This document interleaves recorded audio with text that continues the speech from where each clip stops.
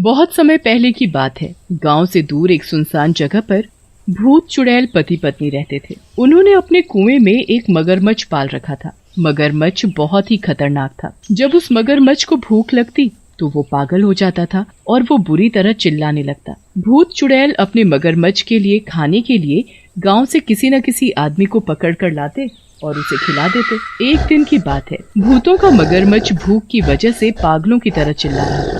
भूत चुड़ैल से उसका चिल्लाना देखा नहीं जा रहा था। इन्हें जल्दी ही इंसान को लाकर खिलाया नहीं गया तो ये पागल हो जाएंगे। हमें जल्दी ही किसी इंसान को लाकर इसे खिलाना ही होगा, जिससे इसका पेट भर सके और ये शांत हो जाए। इसे जिंदा रखना भी तो जरूरी है। पर इसे खिलाने के लिए आदमी लाएं तो लाएं कहां से? जिस गांव से हम इसके खाने के लिए आदमी पकड़ कर लाते थे, उस गांव के लोगों ने हमारे डर की वजह से निकलना ही बंद कर दिया है। हमें अपने मगरमच्छ के खाने के लिए किसी दूसरे गांव में जाकर आदमी को पकड़कर लाना ही होगा, नहीं तो ये भूखा ही मर जाएगा। फिर वो दोनों भूत चुड़ैल दूसरे गांव में जाते हैं।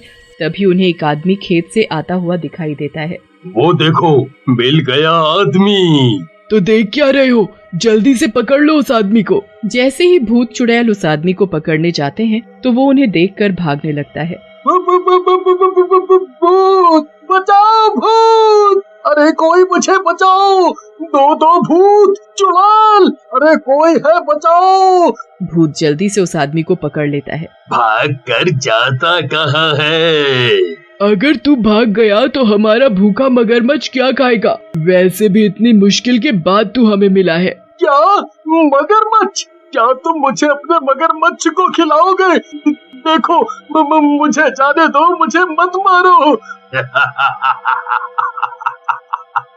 और फिर वो दोनों भूत चुड़ैल उस आदमी को पकड़कर ले जाते हैं और उसे कुएं में रस्सी से बांधकर लटका देते हैं। बचाओ, बचाओ! मुझे मत मारो, मुझे इस मगरमच्छ को मत खिलाओ। मगरमच्छ आदमी को देखकर पागल हो जाते हैं और जोर जोर से चिल्लाने लगते हैं। तभी भूत अपने मगरमच्छ से शांत होने के लिए कहता है। शांत हो जाओ मेरे प्यारे मगरमच्छ। मगरमच्छ रस्सी से लटके आदमी को देखते ही उस पर झपट पड़ते हैं और उसको कच्चा चबा जाते हैं। मेरे प्यारे मगरमच्छ, अब तो तुम्हारी भूख शांत हो गई होगी। हम कल फिर तुम्हारे लिए एक और आदमी लेकर आएंगे। मगरमच्छ जैसे ही उस आदमी को खा लेता है तो चुड़ैल उस भूत से कहती है, हमें कैसे भी करके अपने मगरमच्छ को जिंदा रखना ही होगा। ये जिंदा रहेंगे तो हम जिंदा रहेंगे। अगली सुबह जैसे ही रात होती है, मगरमच्छ को फिर से भूख लगने लगती है और वो चिल्लाना शुरू कर देता है। लगता है हमारे मगरमच्छ को भूख लगी है, तभी ये इतना शोर मचा रहा है। हमें जल्दी ही इसे किसी न किसी आदमी को लाकर खिलाना पड़ेगा। फिर वो दोनों भूत चुड़ैल फिर से उसी गांव में पहुंच जाते हैं और आदमी की तलाश करने लगते हैं। तभी वहां से एक आदमी काम करके अपने घर लौट रहा होता है तो दोनों भूत चुड़ैल की नजर उस आदमी पर पड़ती है। देखो, वो रहा आदमी। हाँ, उसे जल्दी से पकड़ लेते हैं, कहीं वो हमें देखकर भाग न जाए। भूत और चुड़ैल उसे पकड़ने जा ही रहे होते हैं, तभी उस आदमी की नजर उन पर पड़ जाती है और भागने लगता है।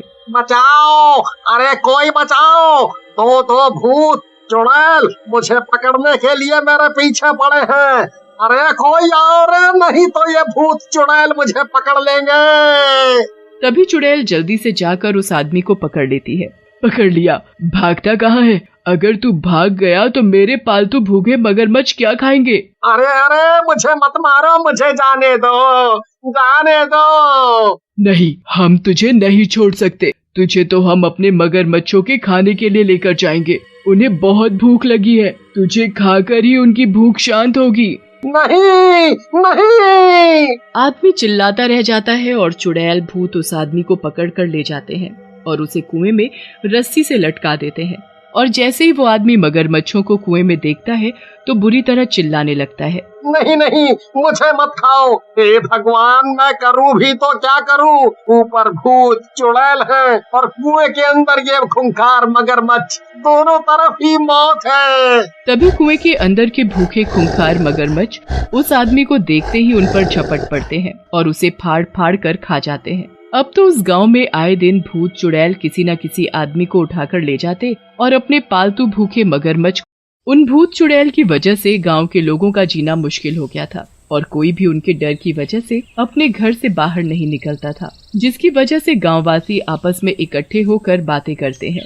ऐसे तो एक एक करके ये भूत चुड़ैल हमारे गांव के लोगों को मारकर खत्म कर देंगे। हमें जल्दी ही कुछ करना होगा।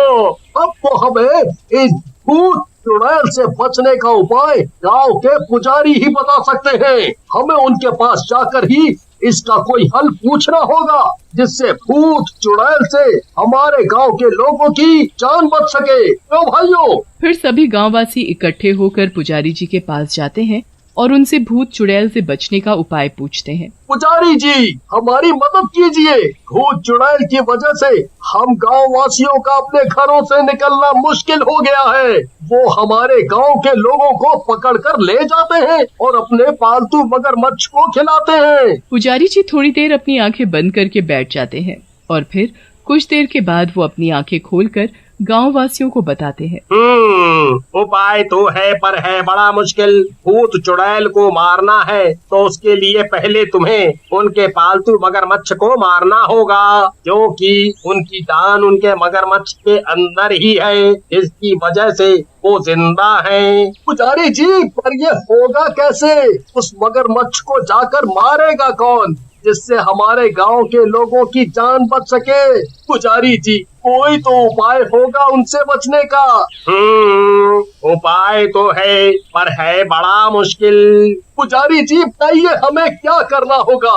उन भूत चुड़ैल से बचने के लिए हम कुछ भी करने के लिए तैयार हैं। तो सुनो, उस मगरमच्छ को मारने के लिए बस एक ही उपाय है। गांव से बाहर दूर एक कुआं है, उस कुएं में नीले रंग की जादुई मछलियां हैं। अगर उन नीली मछलियों को लाकर उनके मगरमच्छ को खिला दिया जाए तो वो मर जाएगा और उसके मरने के साथ ही वो भूत चुड़ैल भी जलकर मर जाएंगे। फिर सभी गांववासी गांव के बाहर दूर कुएं से नीली रंग की मछली को निकाल कर ले आते हैं और रात होने तक उन भूत चुड़ैल का इंतजार करने लगते हैं। उधर भूत चुड़ैल के मगरमच्छ भूख से बिलख रहे होते हैं। हमें जल्दी ही किसी आदमी को पकड़ कर लाना होगा। अगर जल्दी ही इन्हें किसी को लाकर खिलाया नहीं गया तो ये भूखे मर जाएंगे और इनके मरते ही हम भी मर जाएंगे। इन्हें जिंदा रखने के लिए हमें किसी आदमी को पकड़ कर लाना ही होगा, जिससे हम दोनों जिंदा रह सके। और फिर जैसे ही रात होती है तो वो दोनों भूत चुड़ैल गांव में आकर आदमियों को ढूंढने लगते हैं। तभी उन्हें एक आदमी दिखाई देता है।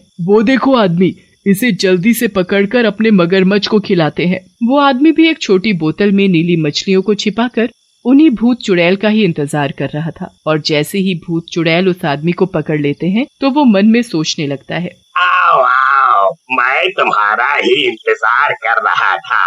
तुम लोगों ने हम गाँव वासियों को बहुत परेशान कर लिया, पर अब और नहीं। अब हम गाँव वासी तुम्हारा इंतजाम कर चुके हैं और बहुत जल्द ही हम तुम्हें सीधा मौत के घाट उतारेंगे। जब तुम्हारे मगरमच्छ ही जिंदा नहीं रहेंगे तो तुम जिंदा कैसे बचोगे? भूत चुड़ैल उस आदमी की चाल से अनजान उसे पकड़कर ले जाते हैं और उसे कुएं में रस्सी से बांधकर लटका देते हैं। नीचे खूंखार मगरमच्छ देखकर उस आदमी की जान निकल रही होती है। अरे राम रे, ये मगरमच्छ तो बहुत ही खतरनाक है। ऐसा लग रहा है जैसे ये मेरा ही इंतजार कर रहा था। अगर मैं गलती से भी नीचे गिर गया तो ये मेरी हड्डी नहीं छोड़ेगा। अब क्या होगा? रे राम राम, तेरे राम जी। ऊपर खड़े भूत चुड़ैल अपने भूखे मगरमच्छ और उस आदमी को देख रहे थे। मेरे प्यारे मगरमच्छ, देखो हम तुम्हारे खाने के लिए कितना बढ़िया आदमी लाए हैं। अब जल्दी से इसे खाकर अपनी भूख शांत करो। इतने में ही वो आदमी अपनी जेब से छोटी सी बोतल को निकालकर उसमें से नीली मछली निकालकर कुएं में डाल देता है। जैसे ही मगरमच्छ उस नीली मछली को देखता है तो वो उसे खा लेता है और नीली मछली के खाने के साथ ही मगरमच्छ का शरीर जलने लगता है। मगरमच्छ का शरीर जैसे जैसे जल रहा था वैसे वैसे भूत चुड़ैल भी जल रहे थे। ये कैसे हो सकता है? हम नहीं मर सकते, बचाओ बचाओ।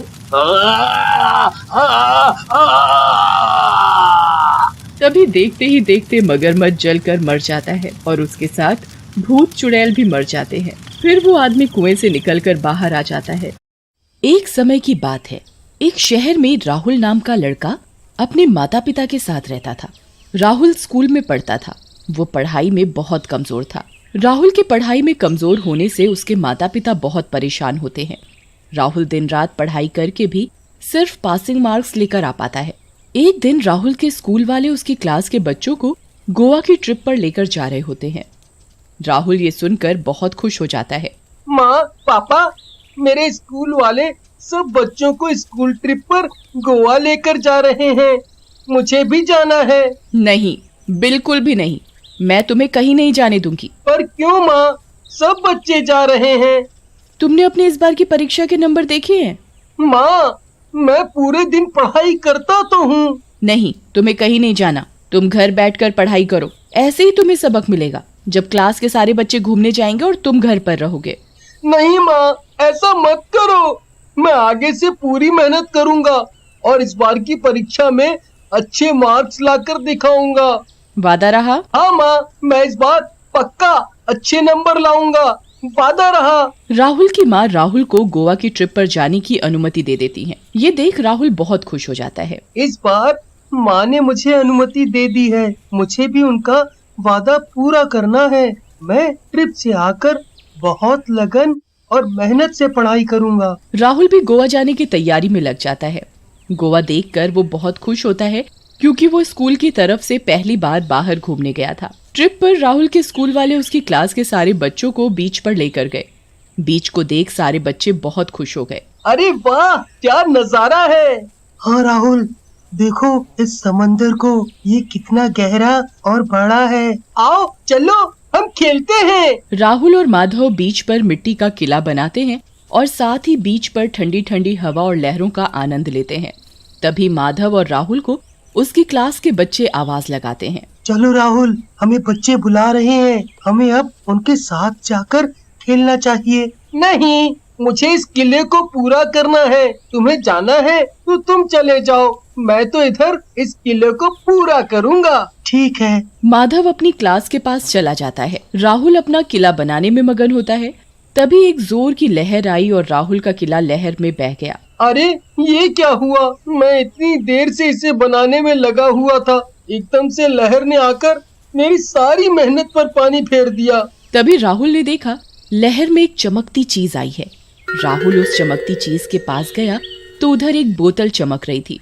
उसने बोतल को उठाया और खोला तो उसमें से एक जिन्न निकला।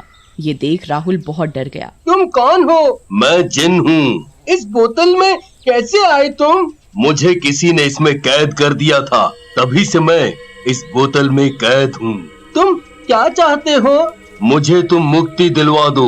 मैं 1000 साल से इस बोतल में कैद हूँ और मुक्ति के लिए तड़प रहा हूँ। तुम मुझे मुक्ति दिलवा सकते हो? पर मैं तुम्हें कैसे मुक्ति दिलवाऊंगा? मैं तो स्कूल के साथ ट्रिप पर घूमने आया हुआ हूँ। ये सुन जिन्न बहुत परेशान हो जाता है। मुझे कभी मुक्ति नहीं मिलेगी। मैं ऐसे ही भटकता रहूंगा जिंदगी भर। जिन्न को परेशान देख राहुल को उस पर दया आ जाती है। तुम बताओ, तुम्हें कैसे मिलेगी मुक्ति? मैं कोशिश करूँगा तुम्हें मुक्ति दिलवा दूं। ये सुन जिन्न बहुत खुश हो जाता है। देखो, इस बोतल में एक नक्शा है। इस नक्शे के बताए गए रास्ते पर जाना है। इसमें 2 पड़ाव दिए हुए हैं। तीसरा पड़ाव का रास्ता तुम्हें दूसरे पड़ाव को पार करके ही मिलेगा। मैं ऐसा क्यों करूं? इससे मुझे क्या मिलेगा? तुम हर एक पड़ाव को पार करोगे तो तुम कोई भी एक विश मांग सकते हो। मैं उसको पूरा कर दूंगा। ये सुन राहुल खुश हो जाता है।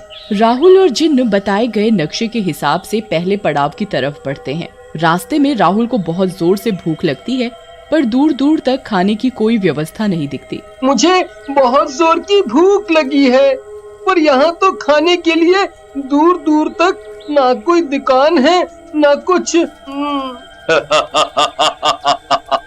अरे राहुल, तुम्हें भूख लगी है? रुको, मैं खाने का इंतजाम कर देता हूँ। पर तुम कैसे करोगे? इधर तो दूर दूर तक खाने की कोई व्यवस्था नहीं है। अरे तुम चिंता ना करो और देखते जाओ। देखते ही देखते जिन्न राहुल के लिए एक शाही दावत का इंतजाम कर देता है। ये देख राहुल बहुत खुश होता है। वो पेट भरकर भोजन करता है। राहुल बहुत थका हुआ होता है। भोजन कर वो जिन्न से थोड़ी देर आराम करने के लिए बोलता है। मैं बहुत थक गया हूँ, आज बहुत चल लिया, थोड़ी देर आराम कर लेते हैं, फिर आगे रास्ते पर चलेंगे। ठीक है, तुम आराम कर लो, मैं यहाँ तुम्हारी रक्षा करूँगा। राहुल थोड़ी देर पेड़ के नीचे लेट जाता है और उसे नींद आ जाती है। अगली सुबह राहुल उठता है तो वो देखता है जिन्न पूरी रात उसकी देखभाल कर रहा होता है। चलो जिन्न, अब मैं बहुत सो लिया, अब मेरी थकान उतर गई है। जिन्न और राहुल दोनों आगे बढ़ते हैं। कुछ ही देर में वो नक्शे में दिए रास्ते के अनुसार अपने पहले पड़ाव पर पहुंच जाते हैं। राहुल और जिन्न का पहला पड़ाव एक जंगल की झोपड़ी होती है। नक्शे में लिखा होता है कि जंगल में जो झोपड़ी मिलेगी उसमें अंदर जाना है। झोपड़ी के अंदर एक संदूक मिलेगा, उस संदूक को खोलना है। उस संदूक के अंदर एक चाबी होगी, उस चाबी को लेकर अगले पड़ाव की ओर बढ़ना है। राहुल और जिन्न नक्शे के अनुसार झोपड़ी के अंदर घुसते हैं। वो दोनों सड़क ढूंढने लगते हैं। कुछ देर ढूंढने के बाद उन्हें संदूक दिखाई दे जाती है। देखो, ये रही संदूक। इसे जल्दी खोलो और इसमें रखी हुई चाबी को लेकर हम आगे बढ़ते हैं। राहुल संदूक को खोलता है और उसे चाबी मिल जाती है। मांग बच्चे, तुझे क्या चाहिए? आज मैं तेरी इच्छा पूरी करूंगा। राहुल थोड़ी देर सोचकर बोलता है। मुझे बहुत बुद्धिमान बना दो, मैं पढ़ाई में बहुत कमजोर हूँ, मैं बहुत पढ़ता भी हूँ, पर मेरे नंबर अच्छे नहीं आते। इस बार तो मैंने माँ से अच्छे नंबर लाने का वादा भी किया है। जिन्न उसकी इच्छा सुनकर बहुत हंसता है। अरे सब तो सोना चांदी हीरा मांगते हैं, तुम बुद्धिमान होना चाहते हो?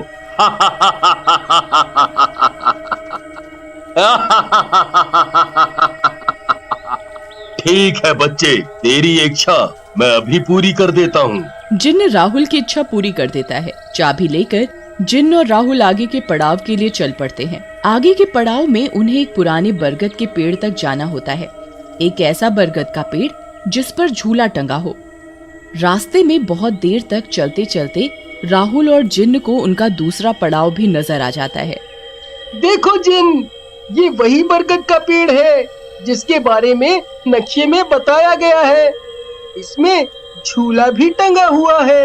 हाँ राहुल, ये वही पेड़ है। नक्शे में लिखा होता है, बरगद के पेड़ के नीचे की जमीन खोदो, उसमें एक बक्सा मिलेगा, उस बक्से में आगे का रास्ता है। राहुल बरगद के पेड़ के नीचे खोदना शुरू कर देता है। वो बहुत देर तक खोदता है पर उसे कोई बक्सा नजर नहीं आता। मैं बहुत थक गया हूँ, मुझे यहाँ कोई बक्सा नहीं दिख रहा और मुझे प्यास भी बहुत जोर की लगी है। जिन्न राहुल के लिए पानी प्रकट करता है। राहुल उसे पीकर अपनी प्यास बुझाता है। राहुल फिर खोदना शुरू करता है। काफी देर खोदने के बाद उन्हें बक्सा नजर आता है। ये देखो जिन्न, हमें बक्सा भी मिल गया। हाँ राहुल, अब इसे भी जल्दी से खोलो, इसमें आगे का रास्ता बताया हुआ है। जल्दी से राहुल बक्सा खोलता है तो वो देखता है कि उसमें बहुत सारा सोना चांदी हीरे जवाहरात हैं। वो हीरे जवाहरात हटाकर देखता है तो उसमें तीसरे और आखिरी पड़ाव का रास्ता होता है। ये देख वो दोनों बहुत खुश हो जाते हैं। इस बक्से की सारी अशर्फियाँ हीरे जवाहरात तुम्हारे हैं। जिन्न सारा बक्सा राहुल को इनाम में दे देता है और वो आगे बढ़ते हैं। तीसरे पड़ाव में उन्हें जंगल की एक पुरानी हवेली तक जाना होता है। वो दोनों ज्यादा समय बर्बाद न करते हुए आगे की तरफ बढ़ जाते हैं। जंगल के रास्ते में चलते चलते एक पुरानी हवेली दिखती है। ये रहा हमारा आखिरी पड़ाव, अब तुम्हें मुक्ति मिल जाएगी। जिन्न बहुत खुश होता है। नक्शे में लिखा होता है कि जो पहले पड़ाव में झोपड़ी में चाबी मिली थी उससे हवेली का ताला खुलेगा और जिन्न को मुक्ति मिल जाएगी। राहुल नक्शे के बताए अनुसार अपनी जेब से चाबी निकालता है और हवेली के पास जाता है। वो हवेली के पास जाकर हवेली के दरवाजे में लगे ताले को चाबी से खोलता है। ताला खोलने के साथ ही जिन्न के अंदर एक चमक सी आ जाती है। जिन्न समझ जाता है कि अब उसे मुक्ति मिल जाएगी। उसका आखिरी पड़ाव भी पूरा हो गया है। तुम्हारा बहुत बहुत धन्यवाद राहुल। क्या मांगेगा? मांग। अब मुझे मेरे घर अपने मम्मी पापा के पास जाना है, मुझे उधर भेज दो। जिन्न राहुल को गले लगाकर उसका धन्यवाद करता है और उसकी आखिरी इच्छा भी पूरी कर देता है। राहुल एक ही मिनट में खुद को अपने घर पाता है।